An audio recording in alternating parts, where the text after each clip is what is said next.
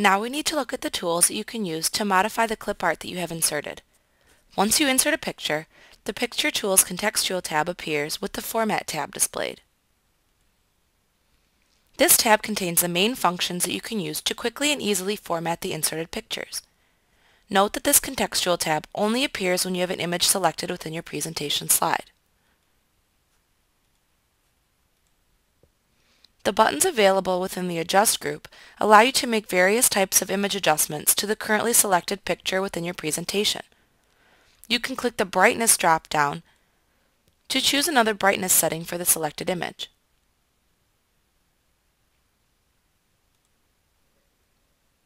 You can likewise click the Contrast button to increase or decrease the level of contrast used in the image.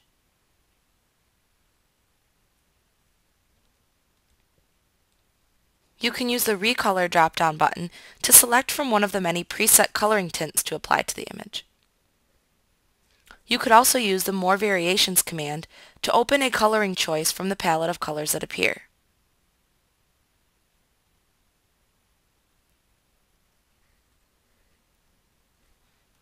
You can click the Compress Pictures button to open a dialog box that allows you to compress one or more images in your presentation.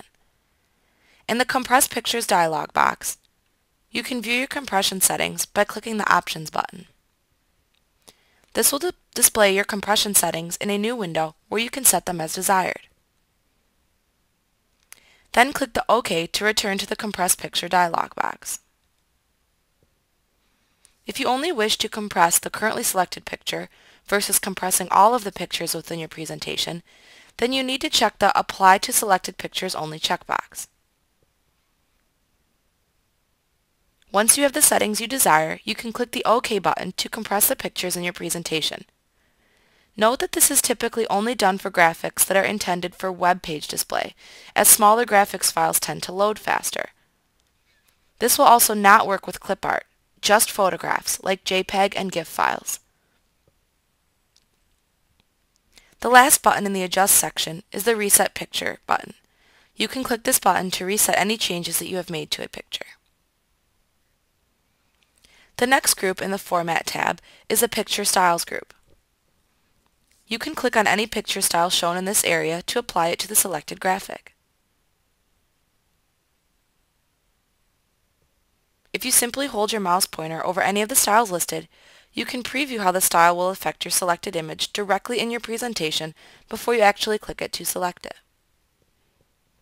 This is a nice improvement over the previous versions of PowerPoint. Also, if you wish to create a custom picture shape, then click the Picture Shape drop-down button and select the desired picture shape to use from the listing of shapes available. If you want to add a border to the image, click the Picture Border drop-down button. From this drop-down menu, you can then click on a color of the border that you want to use.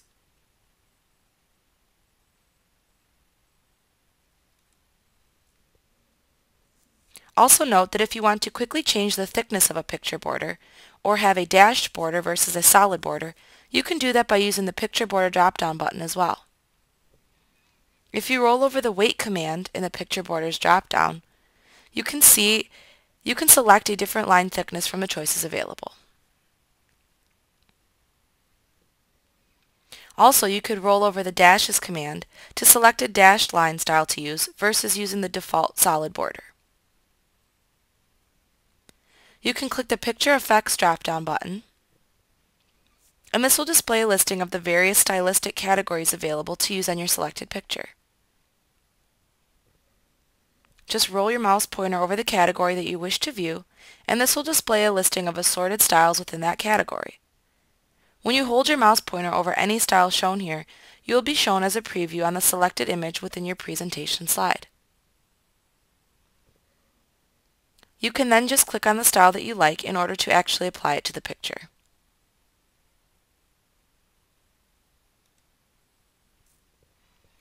In the Arrange button group, you will find buttons that allow you to change the placement of the selected image in the presentation. If you have overlapping images in your presentation slide, then you can click either the Bring to Front, Send to Back drop-down buttons in order to change the order in which the images overlap each other in the stack.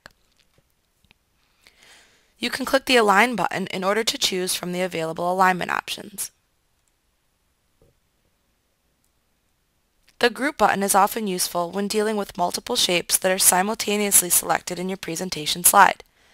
If that is the case, you can click the Group button to group the individual shapes together as a single unit. Just make sure that both images are selected.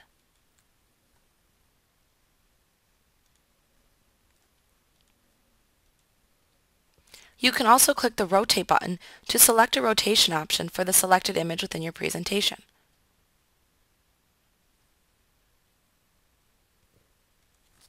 In the Size group, you will find the Crop button. You can use this button to remove unwanted or excess parts of an image. Click the Crop button to enable the cropping tool. To use it, click and drag any of the cropping handles that appear around the graphic inward to crop it. If you make a mistake, you can uncrop by dragging the cropping handles back outwards again, or by clicking the Reset Picture button to reset the picture back to its original state.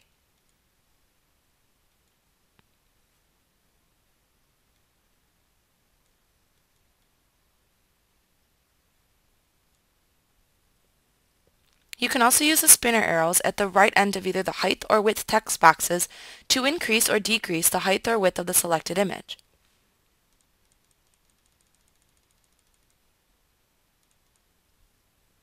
Also note that if you need to make very specific changes to the size of the image, you can do so through the Size dialog box. To open this dialog box, just click the Size dialog box button. On the Size tab within the Size dialog box, you can enter the height and width into the text boxes provided.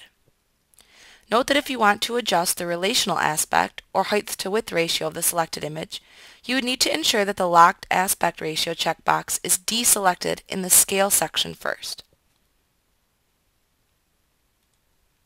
Then you can enter the height and width independently if desired. In addition, you can enter a degree of rotation to apply to the image by using the rotation spinner buttons.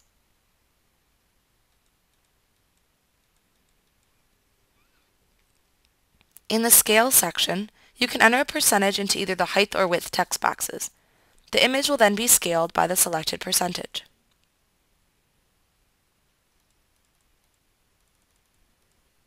You can also check or uncheck the two available checkboxes in this section as needed when making size and scale changes.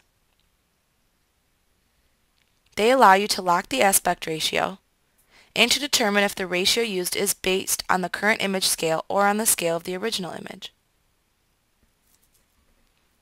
You can also use the spinner boxes in the Crop From section to crop the image with great precision if needed. You can also click the Reset button at the bottom of this tab to reset any changes made to the size of the image.